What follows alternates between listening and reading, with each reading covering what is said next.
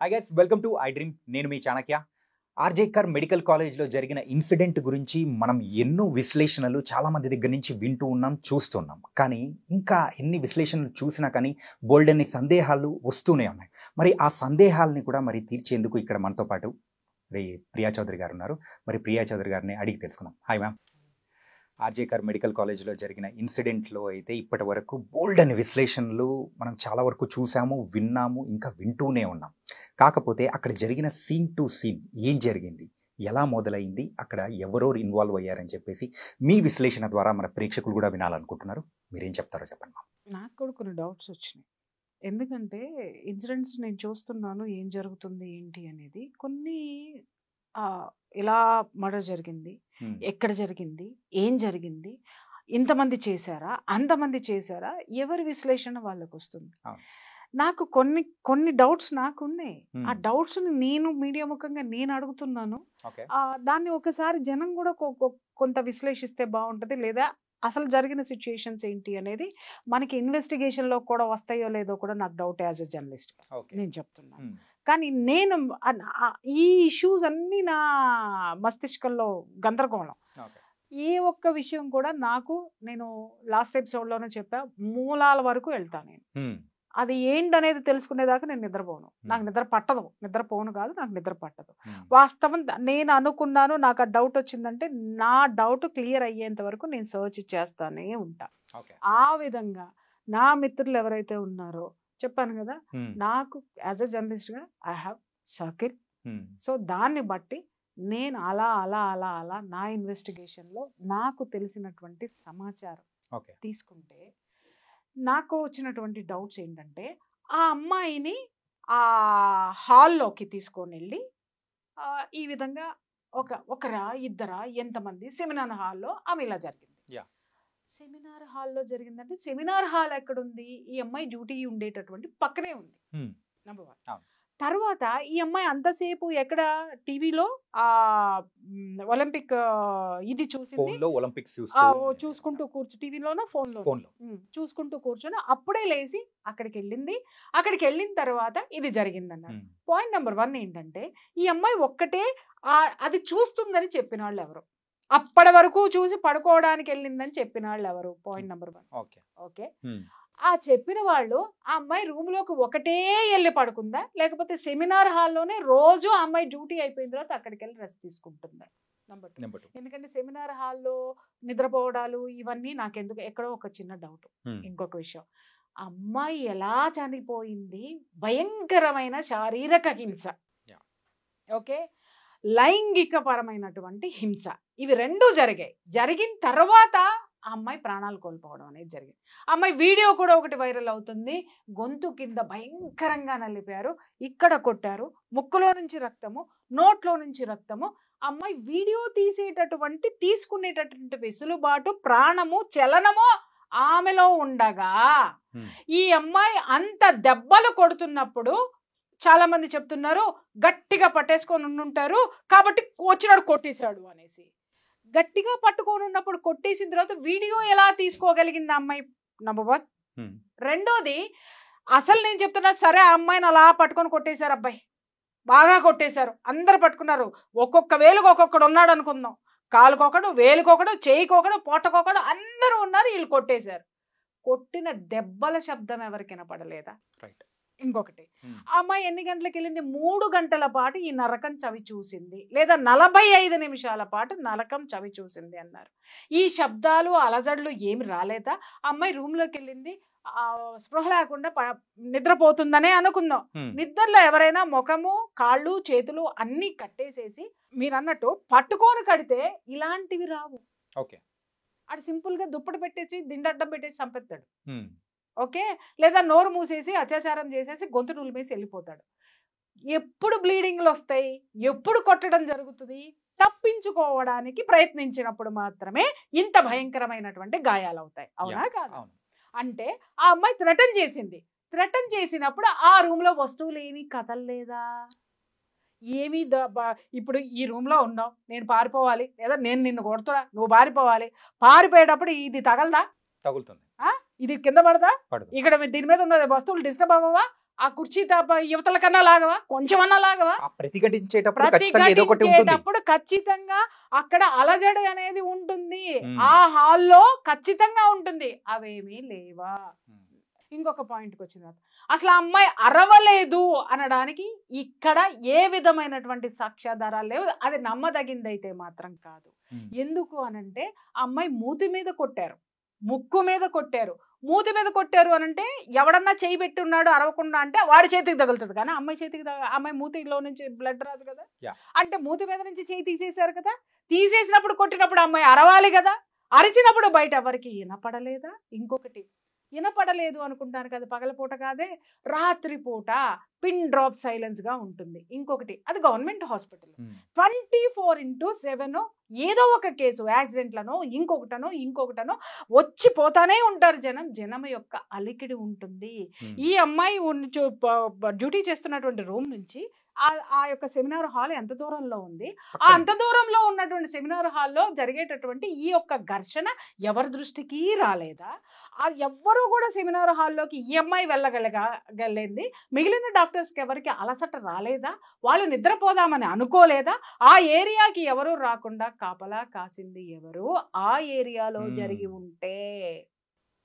దీన్ని బట్టి ఇంకొక డౌట్ ఏమొస్తుందంటే అసలు ఈ సంఘటన ఆ ఏరియాలోనే జరగలేదు అనుకుందాం, అసలు జరిగింది. నాకున్న ఇన్ఫర్మేషన్ ప్రకారము ఈ అమ్మాయి ఈ హాస్పిటల్లో జరుగుతున్నటువంటి ఆ యొక్క డ్రగ్స్ దందా కానివ్వండి, ఆ యొక్క సెక్స్ స్కాండల్ కానివ్వండి, ఆ యొక్క ఆర్గాన్స్ ట్రాఫికింగ్ కానివ్వండి, ప్రతి ఒక్క దాని గురించి కూడా ఈ అమ్మాయి ప్రతిఘటిస్తూ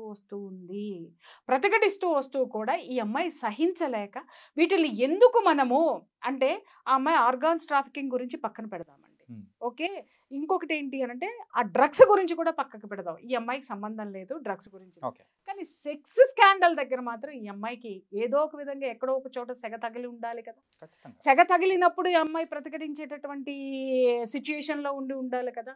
ఆ సిచ్యుయేషన్స్ ఉన్నప్పుడు ఈ అమ్మాయి స్నేహితులతోటి ఎప్పటికప్పుడు డిస్కస్ చేస్తూనే ఉంది, దీన్ని నేను ఊరుకోను, దీన్ని పై లెవెల్కి తీసుకెళ్తాను, పై లెవెల్లో ఎవరు వినలేదు అని అంటే పత్రికలకి మీడియాకి నేను దీన్ని డిస్క్లోజ్ చేస్తాను అనేటటువంటి ఆ యొక్క డిస్కషన్ ఆ ఫ్రెండ్స్ మధ్య జరిగింది. కొన్నాళ్ళుగా జరుగుతూ ఉన్నప్పుడు ఈ అమ్మాయిని బెదిరించడానికి ఈ సంఘటనకి ముందు కొన్ని ఇన్సిడెంట్స్ జరిగాయి. ఏంటంటే ఆ అమ్మాయి కారు పగలగొట్టడమో, లేకపోతే ఆ అమ్మాయి పోయేటప్పుడు ఇబ్బందులు కలగజేయడమో, ఆ అమ్మాయికి డ్యూటీలు వేయడంలో మనం చెప్పాం కదా భయంకరమైనటువంటి సాడిజాన్ని చూపించడం అనేది జరిగింది. అండ్ ఈ అమ్మాయికి డైరీ రాసే అలవాటు ఉంది, ఆ డైరీ కూడా అంటే ఆ పేజెస్ ఏదో చింపారని కూడా ఒక వార్త అనేది కూడా ఇవన్నీ వస్తాయి. ఎందుకంటే ఇప్పుడు సుప్రీంకోర్టు అన్ని సుమోటోగా కేసు తీసుకుంది కాబట్టి ఎంక్వైరీలో డెఫినెట్ గా ఇవన్నీ కనుక్కుంటావు. ఇక్కడ కీలకమైనటువంటి అంశం ఇది చూడండి. ఆ రోజు రాత్రి కూడా సెమినార్ హాల్లో ఏం జరిగింది, ఇక్కడ నాకు అందిన సమాచారం ఏంటంటే ఆ రోజు నైట్ ఇదే ఫ్రెండ్స్ తోటి కూర్చొని ఫ్రెండ్స్ ఆ అమ్మాయికి అమ్మాయి ఇంకా సహించేటటువంటి సిచ్యుయేషన్ లో లేదు, బరస్ట్ అయ్యేటటువంటి సిచ్యుయేషన్ లో ఉంది, ఓపెన్ చేయడానికి సిద్ధపడిపోయింది. ఎందుకంటే ఆ అమ్మాయిని ఈ విధంగా కూడా మానసికంగా కూడా హింసించేస్తున్నారు. అమ్మాయి కారు అద్దాలు పగలగొట్టడం కానివ్వండి, ఆ అమ్మాయిని డ్యూటీస్ చేయడం కానివ్వండి, ఇంకొక విధంగా పరోక్షంగా చాలా చేయొచ్చండి. ఇవన్నీ చేస్తుండే ఇంకా అమ్మాయి నా వల్ల కాదు, నేను ఎట్టి పరిస్థితుల్లో దీన్ని సహించే ప్రసక్తే లేదు, దీన్ని ఎక్కడ డిస్క్లోజ్ చేయాలో అక్కడ చేసేస్తాను అని చెప్పేసి అని పట్టుబట్టి కూర్చుంటే ఆ అమ్మాయిని కూర్చోబెట్టి ఫ్రెండ్స్ ఒక ముగ్గురు కూర్చొని డిస్కషన్ ముగ్గురు మధ్య జరిగింది. నువ్వు బయటికి వెళ్ళకు, నువ్వు చెప్పకు, నువ్వు చెయ్యకు అని. ఈ అమ్మాయి వినలేదు. కారణం ఏంటి అనంటే ఈ అమ్మాయి నేనే కాదు ఎంతో మంది ఉన్నారు, నేను ఎందుకు ఊరుకోవాలి, ఎందుకంటే ఈ అమ్మాయిలో పోరాడే నైజం ఉంది, ఎదుర్కొనే శక్తి ఉంది, దమ్ము ఉంది, ధైర్యం ఉంది. కాబట్టి ఆ యంగ్ బ్లడ్ నేను దీన్ని సహించను, దీన్ని డెఫినెట్గా నేను బయట పెట్టే తీరుతాను అని అనేసరికి ఆ ముగ్గురు మధ్య ఏదైతే డిస్కషన్ జరిగిందో దాంట్లో ఉన్నటువంటి ఒక అమ్మాయి యొక్క బాయ్ ఫ్రెండ్ ఈ డ్రగ్స్ దందాకి, సెక్స్ రాకెట్కి, ఈ ఆర్గాన్స్ ట్రాఫికింగ్ కి సంబంధించినటువంటి పర్సన్. అప్పుడు ఈ అమ్మాయి ఇది ఇది ఏ విధంగానూ లొంగట్లేదు, ఏమి చేయట్లేదు, ఇది ఓపెన్ అయిపోతానంటుంది, ఇంకా మా వల్ల అయితే కాదు, మేము చెయ్యాల్సింది చేసాం, మీ కర్మ అని వదిలేసింది. అక్కడ నుంచి ఏం జరిగింది స్టోరీ అనేది బయటికి రావాల్సి ఉంది. ఈ అమ్మాయిని ఆ స్నేహితులు ఎక్కడికైనా రమ్మనమని చెప్పి మరే చోటకైనా తీసుకెళ్లారా? నేను అదే చెప్తున్నా. అప్పటి వరకు ఆ అమ్మాయి చూసుకుంటూ కూర్చోనుంది, వీడియోస్ చూసుకుంటూ కూర్చుందని చెప్పిన వాళ్ళు ఎవరు? సెమినార్ హాల్కి వెళ్ళి పడుకోంది అని చెప్పిన వాళ్ళిద్దరిని కూర్చోబెట్టి మాట్లాడిస్తే అసలు హంతకులు, అసలు హిస్టరీ, సీన్ టు సీను, మొత్తం సీన్ ఆఫ్ ఎఫెన్స్ మొత్తము సుప్రీంకోర్టుకి వచ్చేస్తుంది, చేతిలో ఆ రిపోర్ట్ వచ్చేస్తుంది. అండ్ ఇంకొకటి ఏంటంటే వాళ్ళ డాడ్ చెప్పిన దాని ప్రకారము ఆ అమ్మాయి చనిపోయిన తర్వాత కూడా ఆ క్రిమేషన్ చేసే టైంలో కానీ ఆ రోజు మెయిన్గా చెస్ట్ డిపార్ట్మెంట్లో ఎవరైతే ఉన్నారో వాళ్ళ స్నేహితులు కానీ ఎవరైనా కానీ వాళ్ళ తల్లిదండ్రులకు కూడా మినిమం సహకరించలేదంట. అదే చెప్తున్నాను కదండి, మినిమం అంటే మినిమం కూడా సహకరించలేదు అంటే ఎంత భయభ్రాంతులకు గురి చేశారు. లేదా ఈ అమ్మాయి మీద జరిగేటటువంటి దాడి ముందే అందరికీ తెలిసిపోయిందా? సహకరించలేదు ఇన్ ద సెన్స్ ఏంటంటే ఆ ఘోరాన్ని వీళ్ళల్లో కొంతమంది చూసి మిగిలిన వాళ్ళకి జారేసి ఉండొచ్చు కదా. అంటే ఎవరో ఒకళ్ళు చూశారు, ఎవరో ఒక ఇద్దరు చూశారు, ఆడపిల్లలే చూశారు, లేదా మగపిల్లలు తోటి డాక్టర్స్ చూశారు, తోటి మెడికోస్ చూశారు.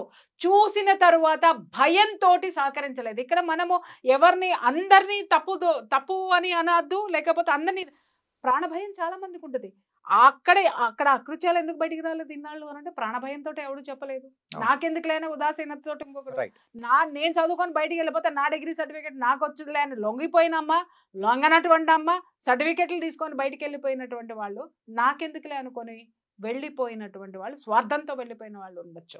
స్వార్థపరులు ఉన్నారు, ఉదాసీనులు ఉన్నారు, భయంతో ఉన్నటువంటి పిరికి వాళ్ళు ఉన్నారు. వీళ్ళందరి మధ్య ఆ కాలేజీ సక్సెస్ఫుల్గా 23 సంవత్సరాల నుంచి ఇదే దందాలు నడుస్తుంటే చివరికి ఈ అమ్మాయి నోరు విప్పి ధైర్యంగా ముందుకొచ్చి ఎన్నాళ్ళు భరిస్తాం మనం, సిగ్గులేదా అని చెప్పేసి అని అడిగినందుకు పగడ్బందీగా పక్కా స్కెచ్ తోటి పక్కన ఉన్న ఫ్రెండ్స్ యొక్క సహకారంతో ఇది జరిగింది.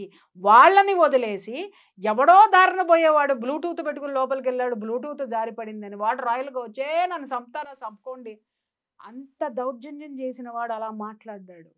వాడికి ఏంటి అనంటే వీళ్ళందరితోటి వాడికి సంబంధాలు ఉన్నాయి. ఇది ముందే ప్లాన్ ప్రకారం జరిగింది. వాడిని అరే నువ్వు పోరా, ముందు నువ్వు లోపలికి పోరా, తర్వాత మేము బయటికి తీసుకొస్తామన్నారు. ఎందుకంటే వాడికి కూడా ఆ జీవన పోరాటం అంతా కూడా ఏంటంటే లాటరీ అన్నమాట. వాడికి 4 భార్యలు వాడిని వదిలేసిపోయారు, ఒక ఆవిడ చచ్చిపోయింది, 3 పారిపోయారు. వాడు ఎక్కడో చోట ఏదో ఒక నీడన వాడు బ్రతకాలి, వాడికి ఒక ఇది కావాలి. కాబట్టి ఇలాంటి ఇంత నేర చరిత్ర ఉన్నవాడు కూడా పోలీసింగ్లో ఉన్నాడు అని అంటే ఇలాంటి వాటికి పనికొచ్చేటటువంటి వాళ్ళు ఉన్నారు అక్కడ, పెట్టుకున్నారు అక్కడ వాళ్ళని. సో కాబట్టి ప్రభుత్వం మాదే, నేను ప్రభుత్వంలో ఉన్నాను, నా చుట్టూ వీళ్ళందరూ ఉన్నారు, వీళ్ళందరూ కాపాడుతారు అనుకొని వాడు చెప్పినటువంటి విషయము ఇక్కడ జరిగింది. అప్పుడెప్పుడో మనం ఒక సీన్ చూసాం, బావ కళ్ళల్లో ఆనందం చూడటానికి నేను చంపేశాను అనగానే వాడు ఎక్కడో చచ్చిపోయాడు చూసారా. వాడికి సంబంధం లేదు, కానీ ఒకడు ఎట్లా బలైపోయాడు? ప్రలోభము, లేకపోతే వాత్సల్యము, ఫ్రెండ్షిప్ ఏదైనా ఉండొచ్చు. ఒక హంతకుడికి ఎప్పుడు కూడా పాపభీతి ఉంటుంది, ఒక హంతకుడికి ఎప్పుడు కూడా ప్రాణభయం ఉంటుంది. ఎంత కరడుగట్టిన వాడైనా సరే ఎక్కడో ఒక చోట వాడి ఫేస్లో అది చేసిన దారుణానికి వాడికి సంబంధించినటువంటి ఛాయలు వాడి కళ్ళల్లో కనిపిస్తాయి. చాలా రేర్గా ఉంటాయి. నాకేంటి, నేను ఎందుకు చేశాను, పర్వర్టెడ్ నేచర్ ఉన్నటువంటి వాడిలో ఉంటాయి. వీడు పాల్గొనలేదా అంటే వీడు భాగస్తుడే. చచ్చిపోయిన తర్వాత మానభంగం చేశాడో, బతికున్నప్పుడే మానభంగం చేశాడో, లేకపోతే అత్యాచారం చేశాడో, ఏం చేశాడు అనేది తర్వాత విషయము. బట్ వీడు అనేటటువంటి వాడు ఏంటి అని అంటే దాంట్లో ఒక చిన్న ఆ ఆటలో అరటిపండు అంటారు చూసావా, వాడు అలాంటి క్యారెక్టర్. కానీ స్కెచ్ వేసింది మాత్రము, ఈ అమ్మాయిని దొరకబట్టింది మాత్రము, ఈ అమ్మాయి ఇంత భయంకరమైనటువంటి రాక్షసత్వానికి గురవ్వడానికి ఆ అమ్మాయి చుట్టూ ఉన్నటువంటి స్నేహితురాళ్ళు మాత్రమే. కావాలంటే రేపొద్దున ఇన్వెస్టిగేషన్లో ఇవన్నీ సుప్రీంకోర్టు, సిబిఐ నిగ్గుదేల్చాల్సినటువంటి విషయాలు. ఎందుకంటే ఒక ఆడపిల్ల చుట్టూ కనీసం పనిచేసే దగ్గర ఫ్రెండ్స్ ఉంటారా అమ్మ? ఆడపిల్లలు ఉండరా? లేకుండా ఉన్నారా? మగపిల్లలు లేరా? లేకుండా ఉన్నారా? ఈ స్నేహితులే కర్త కర్మ క్రియ. ఏది ఈ సంఘటన జరగడానికి చేసిన వాడు ఎక్కడున్నాడు అనేది వాడు బయటకు వస్తాడు.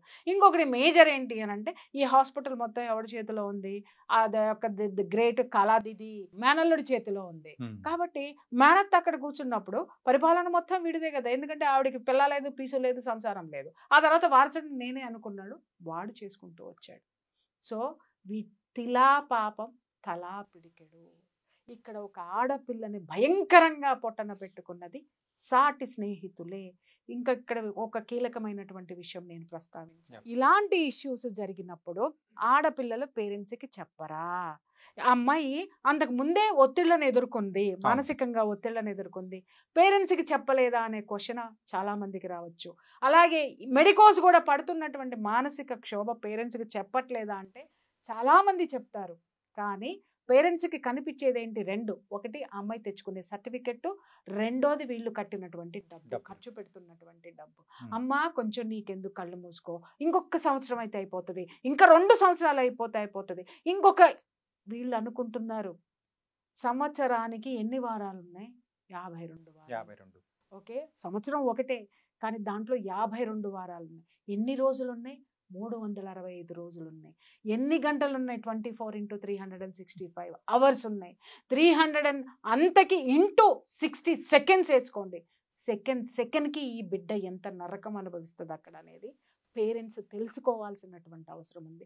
ఇక్కడ చాలామంది పేరెంట్స్ అమాయకులు అనుకోవాలో మూర్ఖులు అనుకోవాలో తెలియదు.